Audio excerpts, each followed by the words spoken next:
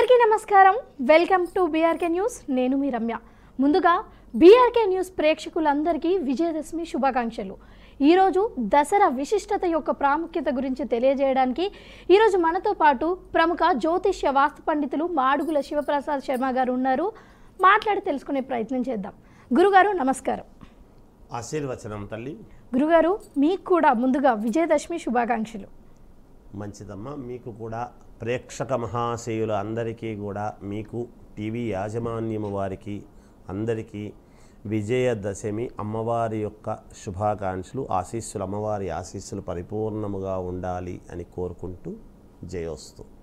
గురుగారు, విజయదశమి అంటే ఈరోజు, అసలు ఈరోజు ఎలా పూజించాలి, ఈ పండుగని అసలు ఎలా సెలబ్రేట్ చేసుకోవాలి? శ్రీ మహాగణాధిపతయే నమః. ఐం మహాసరస్వత్యే నమః. శ్రీ లలితాంబికాదేవ్యే నమః. వాగర్ధావివ సంపృక్తౌ వాగర్ధ ప్రతిపత్తయే జగదః పితరం వందే పార్వతీ పరమేశ్వరౌ. మాతాపితరులు జగత్మాత జగత్పిత అయినటువంటి పార్వతీ పరమేశ్వరులకు ఒక్కసారి నమస్కారము చేసుకుంటూ, ఈరోజు విజయదశమి పండుగ. ఏమిటి విజయదశమి పండుగ యొక్క విశిష్టత? మనము 9 రోజుల పాటు స్వర్ణ కవచాలంకృత అమ్మవారిని, అన్నపూర్ణాదేవిని, సరస్వతీదేవిని, లక్ష్మీదేవిని, సంతానలక్ష్మి లేదా గజలక్ష్మి, ఇలా అమ్మవారిని 9 రకాలుగా, దుర్గాదేవిని అందరినీ కూడా మనము పూజించుకోవటం ఈ 9 రోజుల పాటు జరిగినది. ఎవరు వీళ్ళంతా? అసలు ఎక్కడి నుంచి వచ్చారు వీళ్ళంతా? ఈ దేవతలంతా ఎక్కడి వాళ్ళు అని గనక ఒక్కసారి మనము పూర్వాపరాలలోకి వెళితే, ఇక్కడ మూలదేవత అయినటువంటి అమ్మవారు ఎవరు అంటే పార్వతీదేవి.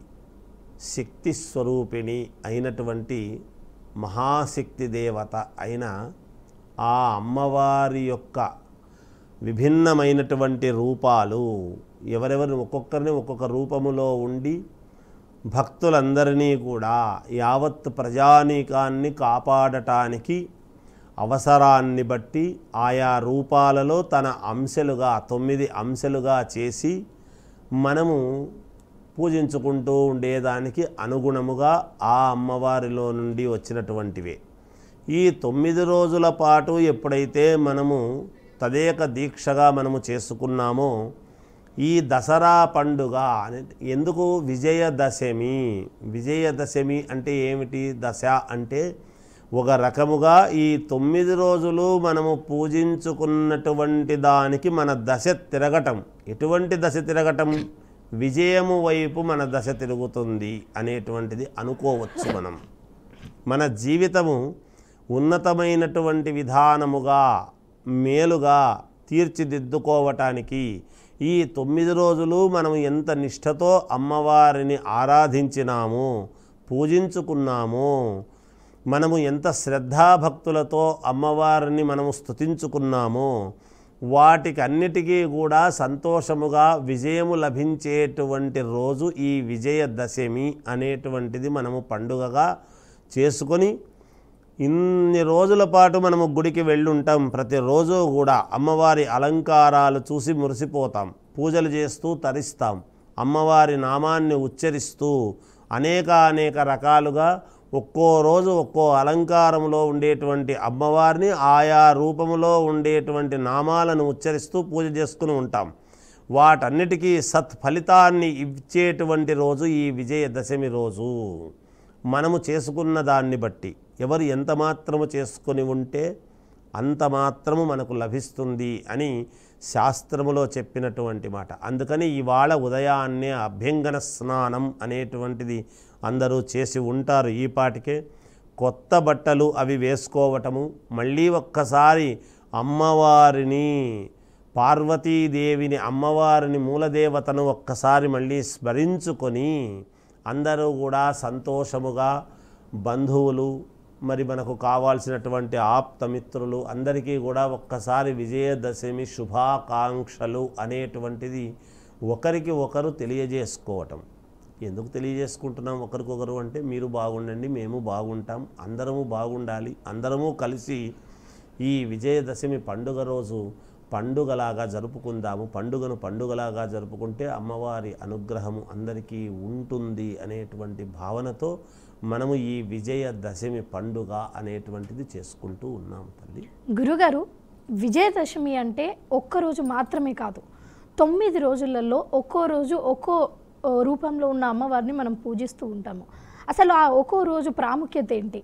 ఆ రోజు ఎలా పూజించాలి? ప్రత్యేకంగా అమ్మవారికి ఇష్టమైనవి ఏం పనులు ఉంటాయి ఆ రోజు చేస్తే మంచి జరుగుతుంది? అమ్మవారి అనుగ్రహం పొందాలంటే ఏం చేయాలి? గురుగారు, అంతకుముందు ప్రేక్షకులందరూ మీకు ఏమైనా ధర్మ సందేహాలు ఉంటే గురుగారితో మాట్లాడాలి అనుకుంటే కింద స్క్రోల్ అవుతున్న నెంబర్కి కాల్ చేయండి. మీ ధర్మ సందేహాన్ని నివృత్తి చేసుకోండి. గురుగారు, ఒకసారి 9 రోజులలో అమ్మవారిని పూజించే విశిష్టతను ఒకసారి తెలియచేయండి. చాలా సంతోషం తల్లి. మనము అమ్మవారిని ఒక్కొక్క రోజు ఒక్కో విధముగా అలంకారాలు చేసి మనం చేసుకుంటున్నాం. ఏమిటి?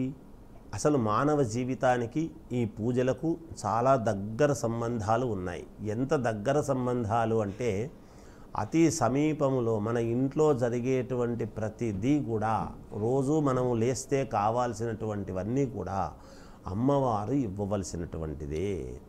మొట్టమొదట మామూలుగా అంటే ఒక్కో రోజు ఒక్కో చోట ఒక్కో రకంగా అలంకారాలు అవి జరుగుతూ ఉంటాయి. మనం మచ్చుకు తెలుసుకుందాం. ఎప్పుడు కూడా స్వర్ణ కవచాలంకృత అమ్మవారు అంటున్నాం.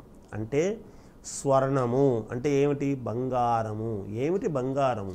అసలు బంగారము అని అనుకోగానే ఈ ధర్మముగా తీసుకునేటువంటి దాంట్లో బంగారము అనేటువంటి దాంట్లో బాగుంటుంది. ఏదైనా పొరపాటుగా తీసుకుంటాము అంటే అందులో కలిపురుషుడు ఉంటాడు అని శాస్త్రము చెప్పింది. అంటే అన్యాక్రాంతముగా బంగారము అనేటువంటిది తీసుకుంటే ఇబ్బంది పడతాము. అయితే మనము ఎంతసేపు స్వర్ణ కవచాలంకృతము అంటే బంగారు అని అనుకుంటున్నాము. అది కాదు.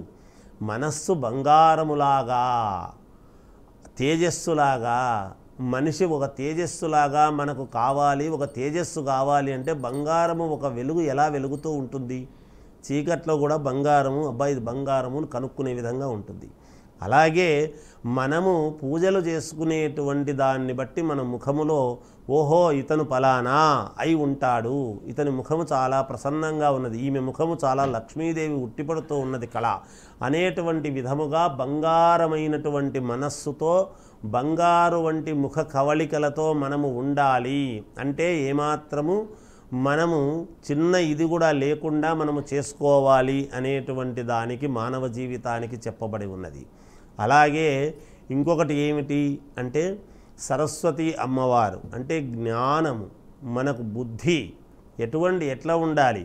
ఎవరికి? ప్రతి వాళ్లకు. ఒక లాయరు వాదిస్తున్నాడు అంటే జ్ఞాన సంపద. ఒక డాక్టరు మనము ఒక చికిత్స చేస్తున్నాడు అంటే సంపద. ఒక పని చేసుకునేటువంటి పనిముట్టు ఒక అతను చేస్తున్నాడు, ఒక పార తీసుకొని ఒక కూలి అతను ఒక పని చేస్తున్నాడు అంటే అతనికి ఒక లాఘవం తెలుసుంటుంది, అతనిలో ఒక చేతిలో పని ఉంది. అందుకనే విద్వాన్ సర్వత్ర పూజ్యతే అన్నాడు. విద్వాన్ అంటే చదువుకున్నటువంటి వాడు మాత్రమే అని కాదు. విద్వాన్ అంటే ఎక్కడ విద్య చదువుకున్నవాడు మాత్రమే ఎక్కడైనా పూజింపబడతాడు అని చాలామంది చెబుతున్నారు. అలా కాదు. విద్య తెలిసినటువంటి వాడు, విద్య తెలియడం అంటే ఏమిటి? ఒక పనితనము తెలిసి ఉండాలి.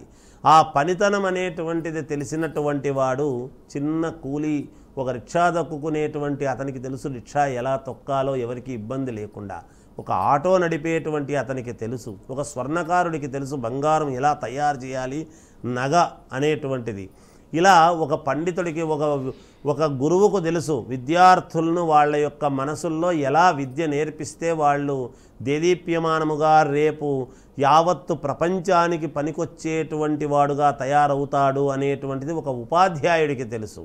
ఒక తండ్రికి తెలుసు పిల్లల్ని ఎలా పెంచాలి, ఒక తల్లికి తెలుసు కుటుంబాన్ని ఎలా నడపాలి అనేటు. అందువలన అమ్మవారు యావత్తు లోకమంతా కూడా ఎలా నడపాలి, ఎలా అందరికీ మేలు చెయ్యాలి అనేటువంటి భావనతో అమ్మవారు మూలదేవత కాబట్టి అనేక రకాల రూపాలతో మనల్ని కాపాడుతూ ఉన్నది. అలా ఆ సరస్వతి అమ్మవారి పూజ అంటే మనకు ప్రతి వాళ్లకు జ్ఞాన సంపద అనేటువంటిది అవసరం. లక్ష్మీదేవి యొక్క అలంకారము వలన ఇవాళ ధనం అనేటువంటిది చాలా అవసరం. ఎటువంటి ధనం? ఏ విధముగా సంపాదించినటువంటి ధనం అవసరము అంటే ధర్మముగా సంపాదించేటువంటి విధానముతో సంపాదిస్తే ఆ ధనము మనకు అవసరము, మనకు నిలబడుతుంది. నిలబడలేదు అంటే మనము ధర్మముగా సంపాదించలేదు అని లెక్క ఎప్పుడూ కూడా. అందుకని ఆ ధనలక్ష్మీదేవి యొక్క అనుగ్రహం, అన్నపూర్ణాదేవి యొక్క అలంకారము చేసుకొని మనము పూజించుకుంటాము. ఏమిటి అన్నపూర్ణాదేవి? అన్నం అంటే శక్తినిచ్చేటువంటి దానికి. ఇవాళ కోటాను కోట్ల ప్రజలే కాకుండా ప్రతి జీవరాశి, ప్రతి జీవము, ప్రాణము ఉన్నటువంటి ప్రతి జీవి ఇవాళ బ్రతుకుతూ ఉంది అంటే అన్నపూర్ణాదేవి యొక్క అలంకారముతో మనము దేనికి తగినటువంటి ఆహారము అది తీసుకొని శక్తిని పుంజుకొని ముందుకు వెళ్ళాల్సినటువంటి అవసరము ఎంతైనా ఉంది. కాబట్టి అన్నపూర్ణాదేవి యొక్క అలంకారము అనేటువంటిది చేసుకుంటూ ఉన్నాం. అలాగే దుర్గాదేవి. ఏమిటి దుర్గాదేవి యొక్క మహాత్మ్యము అంటే దుర్గుణాలు, దుర్గణములు అంటే దుర్గా అంటే గణాలు, రాక్షస గణాలు అనేటువంటివి ఉండేటువంటి గణాలను తొలగించటానికి దుర్గాదేవిగా సంభవించినటువంటిది అమ్మవారు. అంతేకాకుండా మనలో ఉండేటువంటి దుర్గుణాలను పోగొట్టుకోవటానికి. ఎందుకంటే ప్రతి మనిషిలోనూ మామూలుగా ఒక మనిషిలో ఉన్నతమైనటువంటి వాడు ఉంటాడు, అప్పుడప్పుడు సందర్భాన్ని బట్టి క్రూరత్వము కలిగినటువంటి వాడు కూడా ఉంటాడు. అందుకని ఈ మనిషిలో ఉండేటువంటి దుర్గుణాలు అనేటువంటివి పోగొట్టుకోవాలి కదా. మనము పూజ చేస్తున్నామంటే ఏదో పూజ చేసి అలంకారం చేసి అమ్మవారిని బాగా అలంకారం చేశానండి, చాలా బాగా చేశానండి అని అంటాం. చూసే వాళ్ళందరికీ బ్రహ్మాండంగా లైట్లు, అలంకారాలు, వెండి పాత్రలు దగ్గర పెట్టుకునేసి ఎవ్వరూ చేయనంత ఘనంగా చేసినాడండి అని అనుకుంటున్నాం. కానీ లోపల దుర్గుణాలు ఎన్నున్నాయి, ఆ దుర్గుణాలను మనం ఏం పోగొట్టుకుంటున్నాము అనేటువంటిది చాలా అవసరము ప్రతి మనిషి కూడా. అవి పోగొట్టుకోవటానికి దుర్గా అమ్మవారి యొక్క ఇది. ఇక మహర్నవమి అంటే అందుకే ఈ 9 రోజుల పాటు ఇలా అనేక రకాలుగా అమ్మవారిని ఒక్కొక్క రకముగా మనము ఎప్పుడైతే పూజించుకుంటూ ఉన్నామో ఆ 9 రకాల దేవతలకు మూలమైనటువంటి అమ్మవారిని, పార్వతీదేవిని, ఆ శక్తి దేవతలను, లలితాంబికాదేవిని మనము ఇవాళ విజయదశమి పండుగ రోజు మనము మూలదేవతను ఆరాధించుకోవటానికి మూలము ఏర్పడినది అని తెలుసుకోవాలి. ఇది ఈ 9 రోజుల యొక్క ప్రాధాన్యత తల్లి. గురుగారు, ఎవరైనా సరే దీక్ష తీసుకునేటప్పుడు ఒక మండలం పాటు తీసుకుంటారు. కానీ దుర్గామాత దీక్ష తీసుకునేటప్పుడు మాత్రం 9 రోజులకు మాత్రమే తీసుకుంటారు. దానికి రీజన్ ఏంటి? అమ్మ, మానవ జీవితానికి 2 ప్రాధాన్యతలు ఉంటాయి. ఎందుకంటే పుట్టినప్పుడు 10 రోజులు అనేటువంటిది పుణ్యమైలా అంటారు. అలాగే వెళ్ళినప్పుడు కూడా దీన్ని జాతా శౌచము, మృతా శౌచము 2 ఉన్నాయి. అప్పుడు 10 రోజులు ఉన్నాయి. ఈ 9 రోజులు మధ్యలో ఉండేటువంటిది ఏమిటి అంటే మనము నిజంగా దసరా పండుగ వచ్చింది అంటే చాలా సంతోషించాలి. ఈ 9 రోజుల పాటు ఎందుకంటే మనకు నవరాత్రులు కాబట్టి నవాహ దీక్ష అనేటువంటిది దేవీ భాగవతములో చెప్పబడి ఉన్నది. ఎందుకు చెప్పబడి ఉన్నది? ఏ విధముగా అంటే అనేక రకాల కథలు ఉండినా శ్రీకృష్ణ భగవానుడు శమంతకమణి అనేటువంటిది అడిగిన దాని వలన ఆయన చవితి చంద్రుణ్ణి చూస్తే ఆయనే తీసుకున్నాడు అనేటువంటి నీలాపనింద ఆయన మీద పడింది. అది ఆయన మీద పడినటువంటి ఒక నిందను, నా మీద ఇది నింద కాబట్టి నిందను నిందగా నిరూపించుకోవాలి, ఇది నిజము కాదు అని నిరూపించుకోవటానికి సాక్షాత్తు భగవంతుడైనటువంటి శ్రీకృష్ణుడు కూడా అలా వెదకడానికి వెళ్ళాడు. ఆ శమంతకమని తీసుకురావాలని వెళ్ళినప్పుడు ఏదో పులి జాడలు కనపడ్డాయి, సింహం జాడలు కనపడ్డాయి, సింహాన్ని చంపి తీసుకువెళ్ళింటుంది అని భల్లూకము యొక్క ఇది కనపడింది. ఈయనతో పాటు వెళ్ళినటువంటి వాళ్ళందరూ కూడా ఈయన భల్లూకము యొక్క గుహలోకి, ఎలుగుబంటి గుహలోకి దూరినప్పటికీ, జాంబవంతుడి గుహలోకి చాలా రోజులు, దాదాపు 12 రోజుల పాటు బయటికి రాలేదు. అంటే భల్లూకము ఏదో చంపింది కావాలి ఈయనను, ఇంకా ఈయన లేడు రాలేదు అని అనుకుని ఆయన వెంట వచ్చిన వాళ్ళందరూ కూడా వెనక్కి వచ్చి ఆయన తండ్రికి చెప్పారు.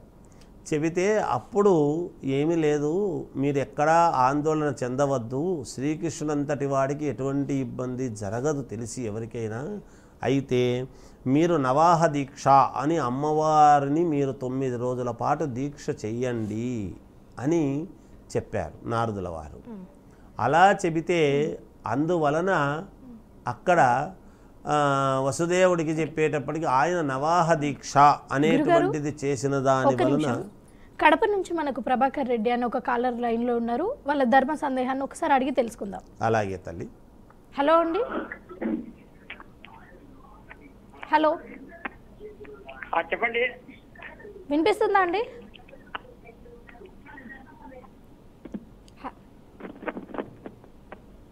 హలో ప్రభాకర్ గారు మాట్లాడండి, మీతో గురువు గారు ఉన్నారు, మాట్లాడతారు.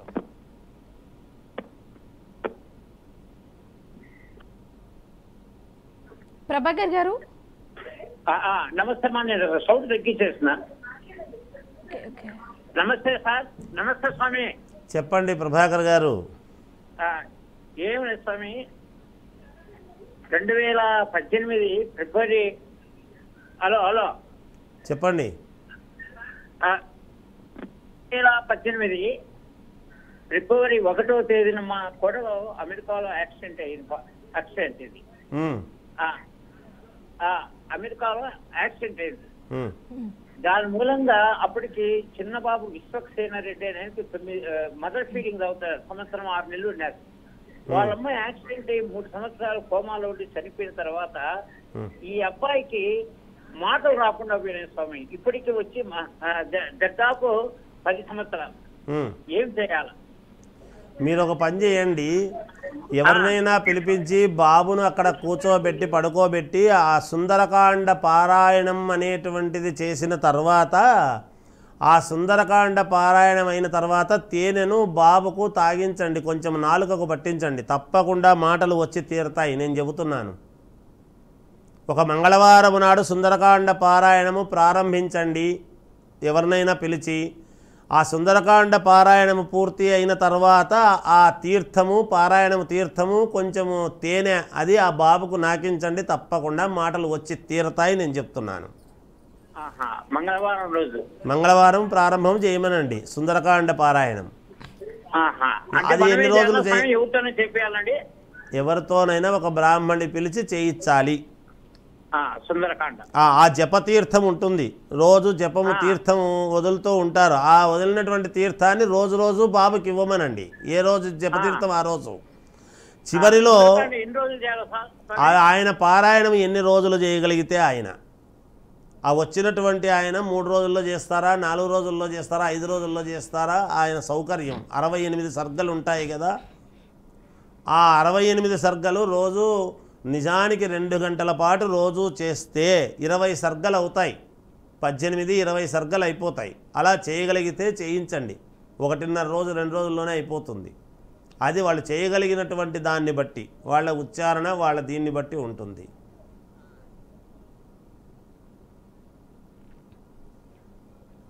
గురుగారు, నెక్స్ట్ కాలర్ దేవి గారు కాల్ చేశారు హైదరాబాద్ నుంచి. ఒకసారి తనతో కూడా మాట్లాడి తన ప్రాబ్లం ఏంటో తెలుసుకుందాం.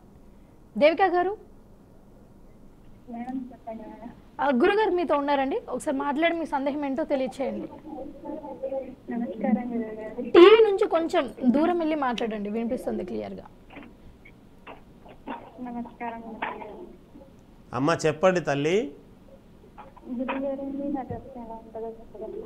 అమ్మ మీ వాయిస్ స్పష్టంగా లేకపోతే నేనేమి సమాధానం చెప్పలేను తల్లి. కొంచెం గట్టిగా స్పష్టంగా ఉండాలి.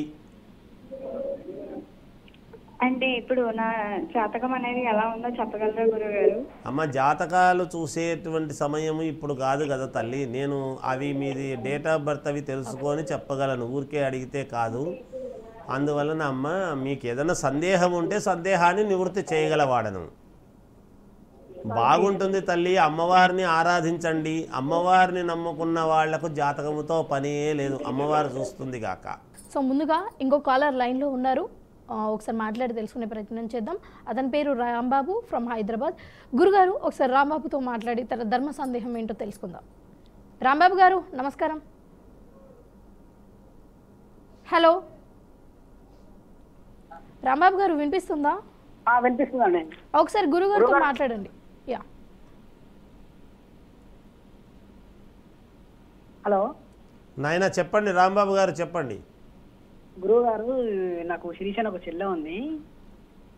అయితే తనకు సంబంధాలు చూద్దాం అనుకుంటున్నాము. ఈ టైంలో చూస్తుంటే బాగుంటుందా? చూడండి, తప్పకుండా మంచిదే కదా, ఏం పర్వాలేదు, లక్షణంగా చూసుకోవచ్చు నాయన. విజయం జరుగుతుంది, మేలు జరుగుతుంది. అమ్మవారి మీద భారం వేసి లక్షణంగా చేసుకోండి నాయన, మేలు జరుగుతుంది. జయోస్తు.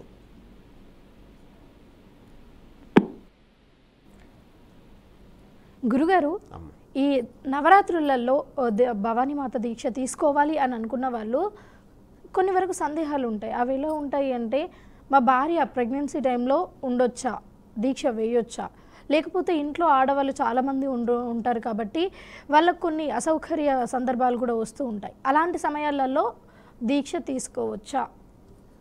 అమ్మవారి దీక్ష అనేటువంటిది పరమ పవిత్రముగా చేసుకునేటువంటి దాంట్లో భాగంగా దీక్ష అనేది తీసుకుంటూ ఉన్నాం. ఎందుకు తీసుకుంటున్నాము దీక్ష అని అంటే, మనకు ఈ మానవ జీవితం ఒక్కొక్కప్పుడు కొన్ని సందర్భాలలో మనము పూజలు కార్యక్రమాలు అనేటువంటివన్నీ చేసుకుంటే మనకు జరగాల్సినటువంటి మేలు జరుగుతుంది.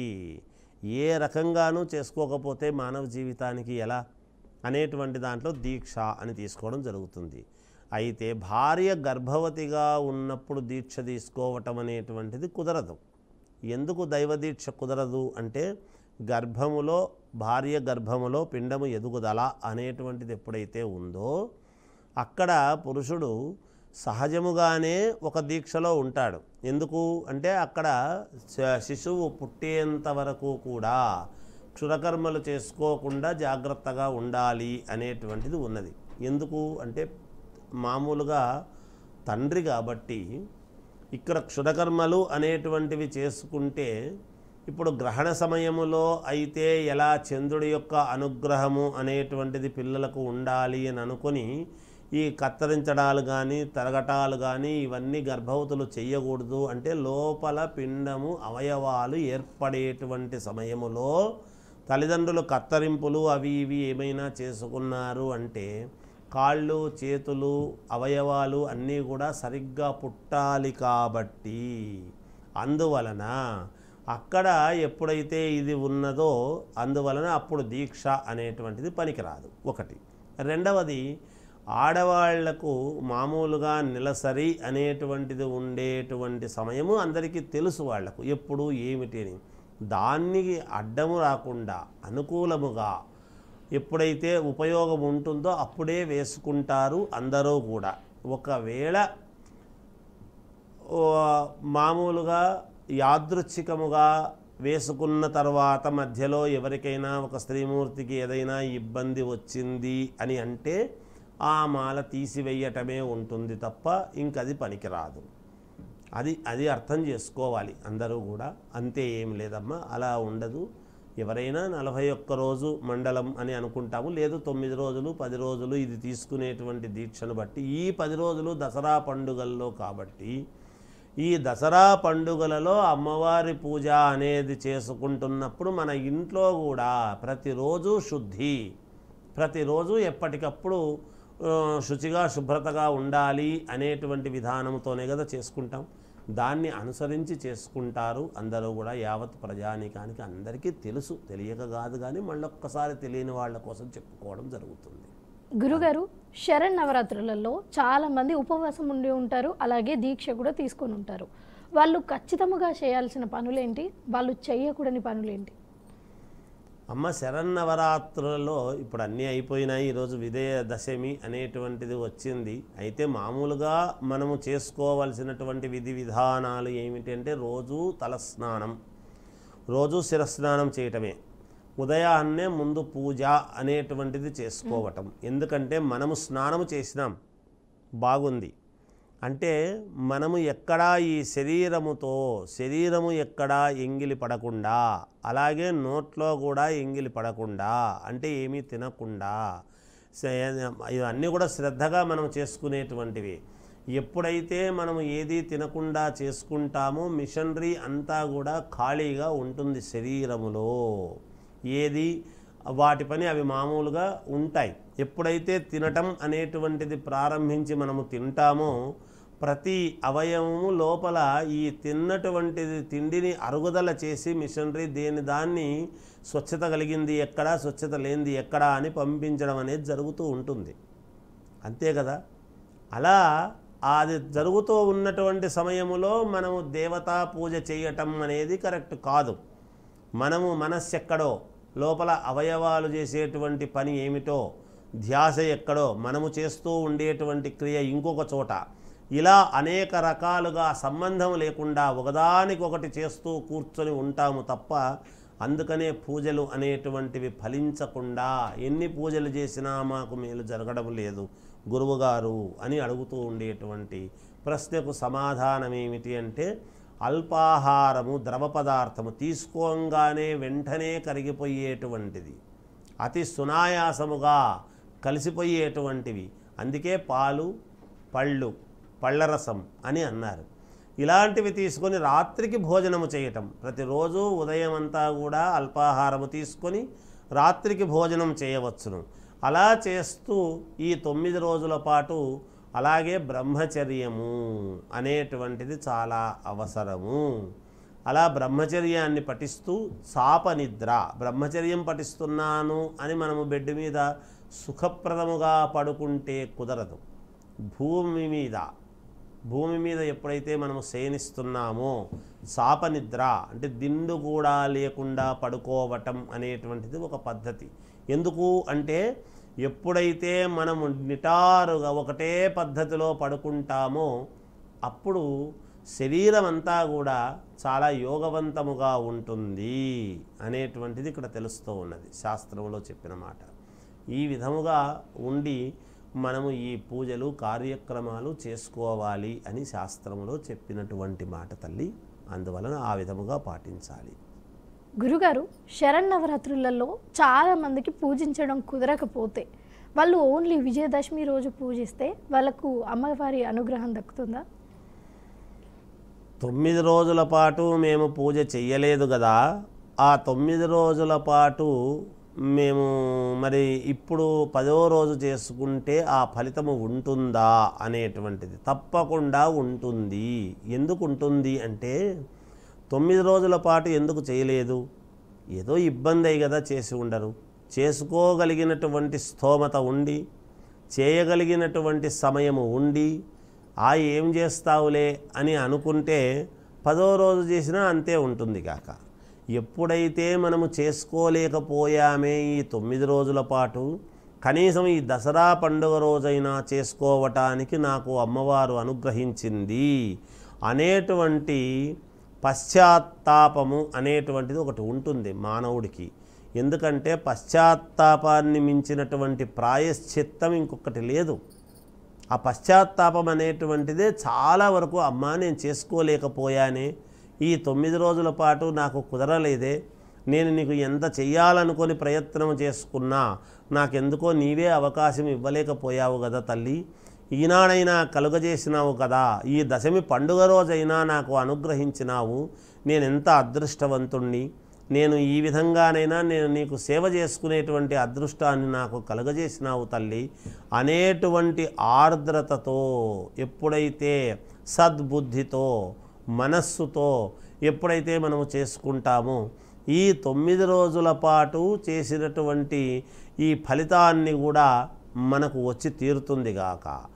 చేయకపోయినా ఆ ఫలితాన్ని మనకు అమ్మవారు ఇస్తుంది. అందుకే మనము సత్యనారాయణ స్వామి కథలలో కూడా ప్రసాదము తింటే సత్యనారాయణ స్వామి యొక్క వ్రతము చేసిన ఫలితం వస్తుంది అంటే ఎందుకు వస్తుంది ఆ మాట అన్నారు అంటే, ఎవరికైనా మేము ప్రసాదం ఇగో వ్రతం చేసుకున్నాము అని ప్రసాదము పెడితే, ఓహో అవునా సత్యనారాయణ స్వామి వ్రతం చేసుకున్నారా అని ఆ పదం ఎప్పుడైతే వాడతారో, ఆ పదము వాడి ఆ ప్రసాదము తీసుకున్నటువంటి దానికి చేసిన వాళ్లకు ఎంత ఫలితమైతే ఉంటుందో అంత ఫలితము వీళ్లకు వస్తుంది అనేటువంటిది ఉన్నది. అందుకని వీళ్ళు తెలియదు కాబట్టి, వీళ్ళు చేసుకోలేక ఇబ్బందులు ఉన్నాయి కాబట్టి, దసరా పండుగలు ఎవరికి తెలియదు అనడానికి ఉండదు. కానీ చేసుకోవటానికి ఏదైనా ఇబ్బంది కలిగి ఉండి చివరిలో చేసుకున్నాము అంటే తప్పకుండా అంతే ఫలితం వచ్చి తీరుతుంది అని శాస్త్రంలో చెప్పిన మాట. గురుగారు, ఈ దసరా పండుగకి ముఖ్యంగా ఆయుధ పూజ, వాహన పూజ చేస్తారు. అసలు అది ఎందుకు చేయాలి? చేయడం వల్ల ప్రయోజనాలు ఏంటి? మనము చాలాసార్లు చాలా ప్రసార మాధ్యమాలలో ఈ విషయాన్ని తెలుపుకున్నాము. ఆయుధ పూజ అంటే ఏమిటి అంటే, మన జీవితము గడపటానికి ఆధారమైనటువంటిది ఆయుధం. ఏమి వాడి ఆయుధము, ఏమి వాడికి బలము, ఆ బలం ఏమిటి, బలమే ఆయుధం అని దాని అర్థం. అంటే ఏమి ఆయుధం ఉంది వాడి దగ్గర అంటే, అర్జునుడికి గాంధీవము ఆయుధం, రాముడికి రామ బాణము ఆయుధం, శ్రీ మహావిష్ణువుకు సుదర్శన చక్రము ఆయుధం, పరమేశ్వరుడికి త్రిశూలము ఆయుధం, దేవేంద్రుడికి వజ్రాయుధం ఆయుధం, ఇలా పరశురాముడికి గండ్రగొడ్డలి ఆయుధం. ఇలా ఆయుధాలు ఏమిటికి అంటే దుష్ట శిక్షణ, శిష్ట రక్షణ, సన్మార్గులను మనము రక్షించుకోవటానికి, పుణ్యమైనటువంటి జీవులను మనము రక్షించుకోవటానికి, అలాగే మనల్ని మనము రక్షించుకోవటానికి, మన జీవనము మనము శ్రద్ధగా గడపడానికి కావాల్సినటువంటి ఆయుధం అనేటువంటిది ఒకటి ఉంటుంది. ఏదీ లేకుండా మనం ఏమి గాలి పీల్చి ఊరికే ఏదో నీళ్లు తాగే బతకలేం. మనకు ఉదయం లేస్తే ఏదో ఒక పనికి వెళ్ళాలి. ఆ పనికి వెళుతున్నాము అంటే ఒక బస్సు మనకు ఆయుధం, అవునా? ఇంకొక చోటికి ఉద్యోగానికి వెళుతున్నాము అంటే ఆయుధం. ఇవాళ మెట్రో ట్రైన్లు ఆయుధాలు, సైకిళ్ళు ఆయుధాలు, అలాగే వాహనాలు, వాహన పూజ, ఆయుధ పూజ. ఆయుధం అంటే ఏమిటి అంటే మనకు తినటానికి, మన జీవనము గడపడానికి ప్రాణాధారభూతమైనటువంటి యొక్క ముఖ్యమైనటువంటిది ఏదో అదే ఆయుధం. మనము ఒక చిల్లర అంగడి పెట్టుకొని ఉంటాడు, అంగడి కొట్టు పెట్టుకున్నటువంటి వాళ్లకు అంగడి ఆయుధం. ఎందుకు? దాని నుంచి 10 మందికి అమ్మి తద్వారా వచ్చినటువంటి ఒక పావలా మిగిలిన దాంట్లో ఒక 5 పైసల మందం మనం తిందాము అనేటువంటి భావనతో కష్టించి చేసుకొని తినాలి అని ఉంటారు. ఒక రైతు నాగలి, ఎద్దుల బండి ఆయుధం. ఒక జవాను దేశ సంరక్షణ కోసము, దేశాన్నంతా కాపాడుకోవటానికి ఇవాళ మనము దుర్గామాతను దేశమాతగా ఒకే దేశమాతలో చూస్తూ, మరి ఈ దసరా పండుగ అనేటువంటిది కూడా వాళ్ళకేమీ జరుపుకొని ఉండరు. అక్కడ 9 రకాల పూజలు వాళ్ళు చేస్తూ ఉండరు. జవానులు రైతులైనా పాల్గొనవచ్చునేమో ఎక్కడైనా ఈ నవరాత్రులలో, కానీ దేశ జవానులు మాత్రము మనం ఇంత సంతోషముగా అమ్మవారి నవరాత్రులు చేసుకుంటున్నాము అంటే ఈ 9 రకాల దేవతలను ఒకే ఆయుధములో, మాకు వాళ్ళ ఆయుధమే దేవత, దేశ భరత మాతలో చూసుకుంటూ ఆ భరత మాతను కాపాడుకోవడానికి వాళ్ళు దేశ జవాన్లు అందరూ కూడా అక్కడ ఉండి ఆయుధాలతో చేసుకుంటున్నారు అంటే ఆ ఆయుధాలకు పూజ చేసుకోవాల్సినటువంటి అవసరము ఉన్నది కదా. వాటి వల్లనే కదా ఇవాళ రక్షక భటులోని పోలీసులను మనము చాలా తక్కువగా చూస్తూ ఉంటారు. పోలీసు వ్యవస్థలో పోలీసులు మన రక్షణ కోసం వాళ్ళు ఆయుధాలు ధరించుంటారు, వాళ్ళ రక్షణ కోసం వాళ్ళు ఆయుధాలు ధరించడం కాదు. ప్రజానీక రక్షణ కోసమని పోలీసులు ఆయుధాన్ని ధరించి ఉంటారు. అటువంటి వాళ్ళ ఆయుధాలకు పూజ అనేటువంటిది, మరి ఇంతమంది ప్రాణాలను కాపాడబడేటువంటి ఆయుధానికి పూజ చేయాలి కదా. అందువలననే ఆయుధ పూజ అనేటువంటిది వచ్చినది. ఆ ఆయుధాలు బాగా ఉంటే మనము దేశము బాగుంటుంది, మనము బాగుంటాము, మనకు ప్రాణాలు నిలబడడానికి బాగుంటాము, మనకు తిండి దొరుకుతుంది, జీవితము ప్రశాంతముగా జీవించటానికి ఆయుధ పూజ, వాహన పూజ అనేటువంటివి మనము చేసుకుంటూ ఉంటున్నాము తల్లి. దాని యొక్క అంతరార్థం అది. గురుగారు, ఆయుధ పూజ గురించి, వాహన పూజ గురించి చాలా క్లియర్గా చెప్పారు. అండ్ ప్రజలంతా కూడా ఆయుధ పూజ, వాహన పూజ ప్రతి దసరకు చేస్తూనే ఉంటారు. బట్ వాళ్ళకి ఒక మంచి ఆన్సర్ దొరికింది అని నేను అనుకుంటున్నాను. సో నెక్స్ట్ ఏంటి అంటే జమ్మి చెట్టు, అలాగే పాలపిట్టని చూడటం. ఎందుకంత ప్రాముఖ్యత ఉంటుంది దసరా రోజు? అమ్మ, దసరా రోజు పాలపిట్టను చూడటం ఏమిటి అనేటువంటిది అనుకుంటే మనకు పురాణాలు ఏమి చెబుతున్నాయి, ఇతిహాసాలు, పురాణాలు, శాస్త్రాలు మనకేమి చెబుతాయో అదే అందరికీ చెబుతాం. ఎందుకు ఇప్పుడు రాముడు గొప్పవాడు, రాముడు మహోన్నతుడు, రాముడు ఈ విధంగా పాటించినాడు అంటే చిన్న పిల్లల దగ్గర నుండి రాముడి యొక్క గుణగణాలు ఎప్పుడైతే మనము నేర్పిస్తామో పెద్దయిన తర్వాత కాలేజీల్లో పరస్త్రీలను ఎలా చూడాలి అనేటువంటిది రామాయణము చెబుతూ ఉన్నది. అందుకు మనము చెప్పాలి రాముడి యొక్క కథ ప్రతి వాళ్లకు కూడా. ఎంత చెప్పుకున్నా, ఎన్నిసార్లు చెప్పుకున్నా రామ అయనము, రాముడు నడిచినటువంటి నడక రాముడి యొక్క మార్గము ఉన్నతోన్నతమైనటువంటిది. ఎదటి వాళ్ళని ఎలా చూడాలి, పరస్త్రీని ఎలా చూడాలి, ఎలా గౌరవించాలి అనేటువంటిది మనం చెప్పుకుంటూ ఉన్నాం.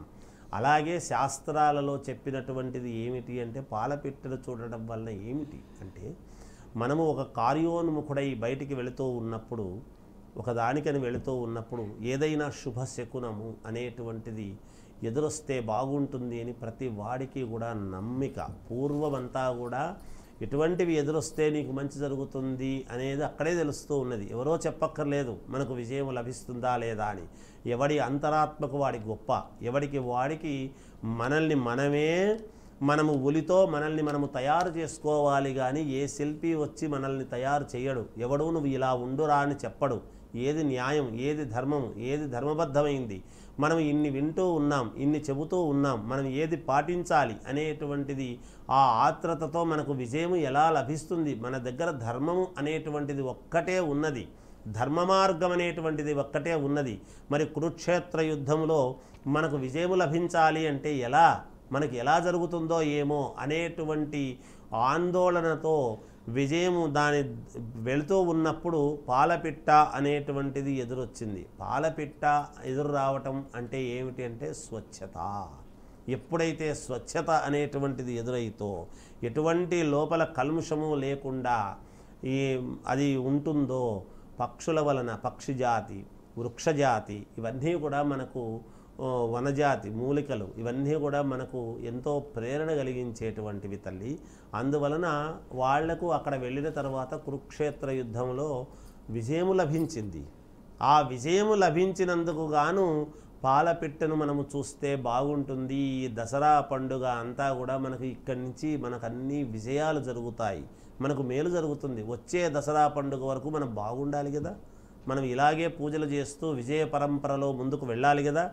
ఈరోజు ప్రారంభించేటువంటి ప్రతి పని ఉన్నతత్వముతో కీర్తి ప్రతిష్టలుగా దిగంతాలకు వెళ్ళేంత ఇదిగా ఉండాలి కదా మన జీవనం గమనము అనేటువంటి ఆశతో పాలపిట్టను చూడటం అనేటువంటిది జరుగుతూ ఉన్నది. అది మనుషుల యొక్క మన యొక్క నమ్మకం. మనము ఎందులోనైనా దైవత్వాన్ని చూడగలిగినటువంటి శక్తి మనకు ఉన్నది. కురూపిలో చూస్తాం, ఉన్నతమైనటువంటి స్ఫురద్రూపిలో కూడా చూస్తాం. ఎందుకంటే భగవంతుడు ఒక రకంగా నిరాకారుడు అంటున్నాం, మళ్ళీ ఆకారాన్ని చూస్తూ ఉన్నాం.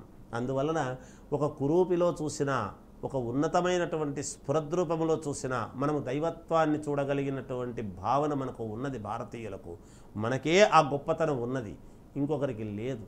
అందువలన ఇలాంటివి చూస్తూ ఉంటాం. అంతేకాకుండా వృక్ష సంపదలలో పరమోన్నతమైనటువంటిది ఏమిటంటే శమీ వృక్షము.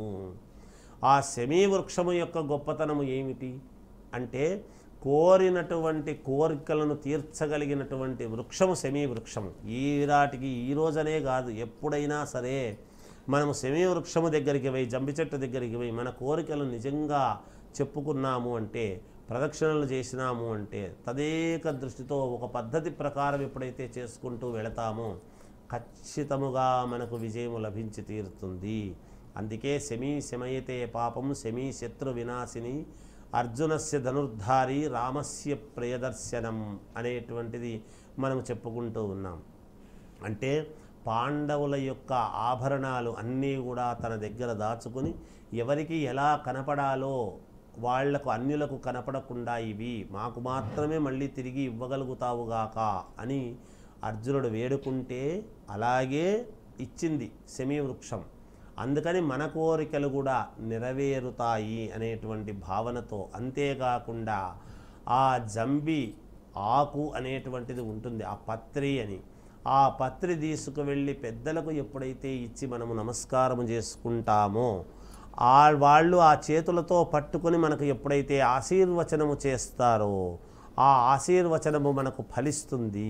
అది చేతిలో పట్టుకొని చేసినటువంటి ఆశీర్వచనము మనకు మేలు జరుగుతుంది, మనకు ఆయుష్ పెరుగుతుంది, మన కోరికలు నెరవేరుతాయి అని పూర్వకాలము అంతా కూడా ఆ జంబి పత్రి అనేటువంటిది తీసుకొని పెద్దలకు ఇచ్చి, ఎవరితో అయితే మనము ఆశీర్వచనము చేయించుకుంటే మంచిదో, మన ఇంట్లో పెద్దవాళ్ళు ఉంటారు, పెద్దలను పూజించుకోవటం ఆనవాయితీ. అందుకే మాతా పితృదేవతలు, మాత ముందు తల్లి, తండ్రి, గురువు, దైవము అని 4వది చెప్పారు. తర్వాత అమ్మవారిని, ముందు మాతృదేవో భవ, తల్లికి నమస్కారం. ఈ జన్మను ఇచ్చినటువంటి ఈ లోకములో మనం ఎప్పుడైతే పుట్టామో ఈ శరీరముతో, ఈ పుట్టుకకు కారణం ఎవరు? తల్లిదండ్రులు. ఇన్ని మాట్లాడుకోవడానికి ఇన్ని మహానుభావులు ఎంతోమంది మనకు చెబుతున్నారు, మనము శ్రవణపేయముగా మనము వింటున్నాము అంటే ఈ శరీరము, ఈ కాయము ఎవరిది? ఎక్కడి నుంచి వచ్చింది ఈ కాయం అంటే తల్లి అనేటువంటిది మూలదేవత. కనుక తల్లిదండ్రులకు ఈ యొక్క ఇది పెట్టి మనము ఆశీర్వచనము తీసుకోవటం అనేటువంటిది సాంప్రదాయముగా అనాది నుండి వస్తూ ఉన్నది. ఈ అమ్మను మనము జాగ్రత్తగా, ఈ అమ్మని ఎప్పుడైతే మనము ఎంతో సంతోషముగా తల్లిదండ్రులను చూసుకుంటామో ఆ లోకా దేవత యావత్ జగన్మాత మనకు అనుగ్రహిస్తుంది. ఈ పుట్టుకకు కారణమైనటువంటి తల్లిదండ్రులను మనము ఎక్కడో వృద్ధాశ్రమాల్లోనూ ఎక్కడో పెట్టి మనం సరిగ్గా చూడకపోతే ఆ జగన్మాతకు ఎన్ని పూజలు చేసినా కూడా వ్యర్థమే అవుతుంది అనేటువంటిది తెలుసుకోవాలి మనం. అందుకే పాండురంగడు పుండరీకుడు ఏమన్నాడు? తండ్రి పాదాలు ఒత్తుతూ కూర్చున్నప్పుడు పాండురంగడంతటి వాడు భగవంతుడు వచ్చి, ఏమయ్యా నన్ను పిలిచావు కదా, వెయిట్ చేస్తున్నా, రా, కాచుకొని ఉన్నాను నీకోసం అంటే, తండ్రి సేవ నీకన్నా గొప్పది కదా స్వామి, నువ్వు ఎరగవా, నీకే తెలుసు కదా, కనుక కాసేపు ఉండు అంటే అలాగే ఉన్నాడంట భగవంతుడు. ఆ భక్తుడి యొక్క కోరిక మేరకు. అంటే నా తండ్రి కంటే భగవంతుడు గొప్పవాడు కాదు అంటే మరి ఎందుకు చేస్తున్నామని, తండ్రిని పూజించాలి, తల్లిని గౌరవించాలి, తల్లిదండ్రుల యొక్క ఆశయాలు నెరవేర్చాలి. తండ్రిని గౌరవించడం, తల్లిని గౌరవించడం, రోజు పాద నమస్కారం చేయడం ఒకటే కాదు. తల్లి ఆశ ఏమిటి, తల్లిదండ్రుల ఆశ ఏమిటి, మనం ఎలా ఉంటే తల్లిదండ్రులు సంతోషపడతారు. అందుకనే పుత్రోత్సాహము తండ్రికి పుత్రుడు జన్మించినప్పుడు పుట్టదు, జనులా పుత్రుని కనుగొని పొగడగ నాడు పుత్రోత్సాహంబు కలుగును అన్నారు. మనము లోకము కోసం తల్లులకు తండ్రులకు నమస్కారాలు చేస్తాం, కానీ వాళ్ళ అభిప్రాయాలు గౌరవించం. అలా కాదు, మానవాళి ప్రతి వాళ్ళు కూడా తల్లి యొక్క అభిప్రాయాలను గౌరవించాలి. తల్లిదండ్రుల యొక్క అభిప్రాయాలు, మనం ఎలా ఉంటే వాళ్లకు సంతోషమో అలా ఉన్నప్పుడు కదా మన పుట్టుకకు సార్థకత, అప్పుడు కదా భగవంతుడు మనకు తోడవుతాడు. అందుకని భగవంతుడు, అమ్మవారు మనకు తోడు కావాలి అంటే మాతాపితృల యొక్క సేవ అనేటువంటిది చాలా అవసరము. ఈ శరీరముతో మనం ఎంత గొప్పవాళ్ళమైనా, ఎంత సంపాదించినా, ఎంత మనము అలంకారాలు చేసుకున్నా, కీర్తి కిరీటాలు, భుజకీర్తులు, ఎన్ని అవార్డులు మనము పొందినా చేసినా, తల్లిదండ్రులు మెచ్చుకునేటువంటి విధముగా మనము బ్రతకడములో ఉండేటువంటి ఔన్నత్యము ఇంకొక దానిలో లేదు. అదే అమృతత్వము. అది చేయని నాడు వీడు మృతత్వమే. అమృతత్వం అనేటువంటిది ఎక్కడుంటుంది? ఉండదుగాక. ఇది ఈ విజయదశమి నాడు మనం తెలుసుకోవాల్సి. గురుగారు, మీరు మా షోకి వచ్చి మా సందేహాలు, ప్రేక్షకుల సందేహాలన్నీ తీర్చినందుకు ధన్యవాదాలు. జయోస్తు లోకా సమస్తా సుఖినో భవంతు. చూస్తున్నారుగా, ఇది దసరా స్పెషల్ ఎపిసోడ్. ఇంకా ఇలాంటి ధర్మ సందేహాలు మీకుంటే చూస్తూనే ఉండండి బీఆర్కే తెలుగోడి సత్తా.